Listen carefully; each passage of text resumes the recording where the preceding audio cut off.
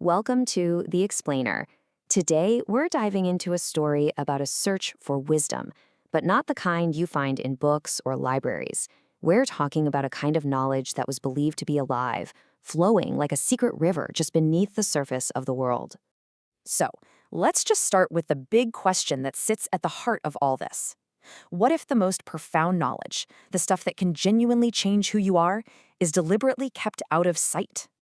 Well, there was one man who was absolutely convinced the answer was yes.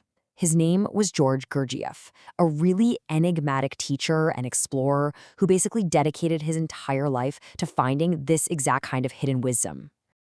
You see, what really drove Gurdjieff was this deep-seated belief that our modern world, with all its science, all its religions, had somehow lost touch with something vital. He imagined it as a living stream of ancient tradition, and he was dead set on finding its source. So what he was searching for, we call esoteric traditions. Now, that's just a fancy way of saying knowledge and practices that aren't for everyone. They're preserved, passed down very carefully, because they're believed to hold the keys to unlocking a whole new level of human potential. And this is so crucial to understanding him. Gurdjieff wasn't some academic digging for old scrolls. He wasn't interested in theories. He wanted the real deal, a direct, living transmission of wisdom from people who had actually mastered it, not just write about it. And this idea launched him on this just epic quest. For years, he crisscrossed Central Asia, the Middle East, and North Africa, some of the most challenging places on Earth, hunting for these tiny, isolated communities where he believed this ancient knowledge was still alive and well. And the stories from his travels are wild. He claimed to have encountered these incredible, mysterious groups. The big one was the legendary Sarmung Brotherhood, supposedly an ancient school hidden away deep in Asia. But he also spent time with Sufi masters in remote monasteries and even with ancient peoples like the Yazidi, soaking up their unique methods for inner work.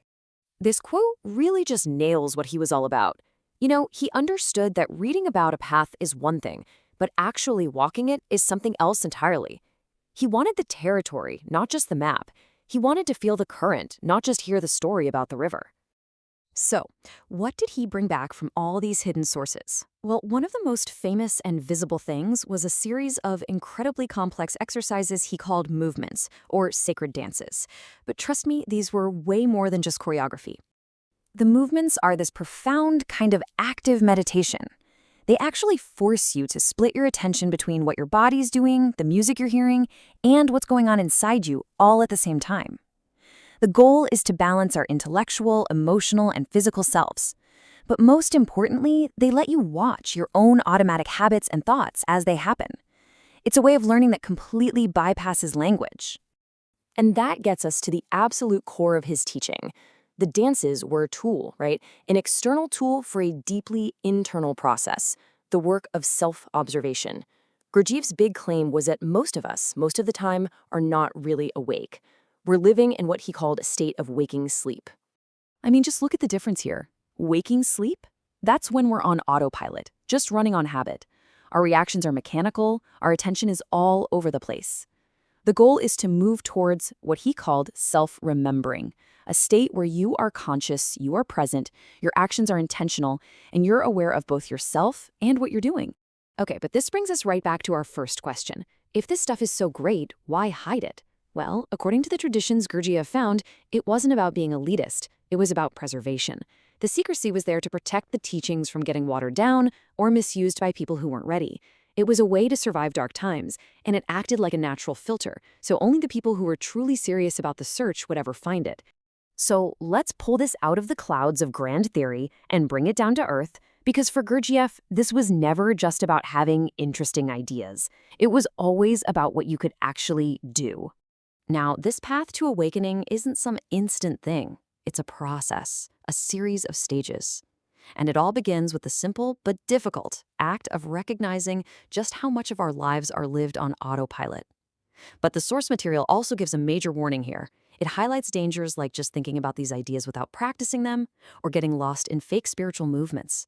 It really stresses that you have to start with small, real exercises to wake up. So you might be wondering, okay, this is fascinating, but how do you actually take that first step? How do you get even a tiny taste of this self-observation thing? Well, here's a super simple exercise you can try, taken from the source material. Just for 5 minutes, sit quietly and be still. Now, the goal isn't to empty your mind or stop your thoughts, not at all. It's just to watch them arise and pass by, like clouds in the sky. Don't judge them, don't analyze them, and when you realize you've gotten lost in a thought, which you will, just gently return to observing. That's it. But, and this is a really big but, the source material is very clear about something. This kind of search is not without risks. You absolutely have to have a critical mind. Being discerning and having the guts to question everything is just as important as having an open mind. So we'll leave you with a final question to chew on. Think about your day. Making coffee, driving to work, scrolling on your phone. What's the one part of your day that is the most automatic, the most waking sleep? And just imagine, what would it feel like to experience that one moment, just once, with your full conscious attention?